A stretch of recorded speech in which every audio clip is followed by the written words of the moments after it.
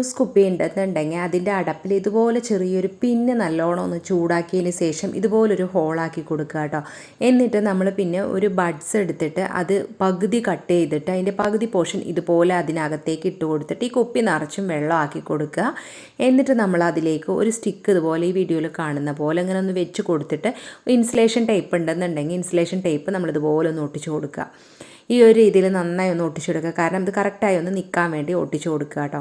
ഒട്ടിച്ചു കൊടുത്തതിന് ശേഷം നമ്മൾ ഇതുകൊണ്ട് ചെയ്യാൻ പോകുന്നത്, നമ്മൾ ദൂരെ യാത്ര എവിടേക്കെങ്കിലും പോകുന്നുണ്ട് അല്ലെങ്കിൽ 2-3 ദിവസം നമ്മൾ വീട്ടിലുണ്ടാവില്ല എന്നുണ്ടെങ്കിൽ ആ സമയത്ത് നമ്മൾ ചെടികളൊക്കെ നട്ടുപിടിപ്പിച്ചിട്ടുണ്ടെന്നുണ്ടെങ്കിൽ ആ ചെടികൾക്ക് വെള്ളത്തിൻ്റെ അംശം കിട്ടാൻ വേണ്ടിയിട്ട് നമ്മൾ ഈ ഒരു രീതിയിൽ ഇതുപോലെ ഒന്ന് ആ സ്റ്റിക്കിന് തലകിടായിട്ടൊന്നിങ്ങനെ കുത്തി കൊടുക്കുക. കുപ്പി ഈ രീതിയിൽ നിൽക്കുന്ന പോലെ. അപ്പോൾ ഈ ആ ബഡ്സിലൂടെ ചെറുതായിട്ട് 1-2 ഡ്രോപ്പ് ഇങ്ങനെ ഇടയ്ക്കിടയ്ക്ക് വെള്ളം ഊറ്റിക്കൊണ്ടിരിക്കും കേട്ടോ. അപ്പോൾ നമുക്ക് ഈ ഒരു ചെടിയിൽ വെള്ളത്തിൻ്റെ അംശം എന്നും നമുക്ക് കിട്ടുകയും ചെയ്യും.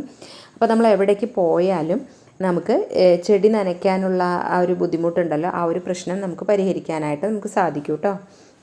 അപ്പോൾ ഇത് വളരെ നല്ല യൂസ്ഫുൾ ആയിട്ടുള്ള നല്ലൊരു ടിപ്പാണ്. അപ്പോൾ നിങ്ങൾ ഈ ഇതുപോലെ ഒന്ന് ട്രൈ ചെയ്ത് നോക്കുക.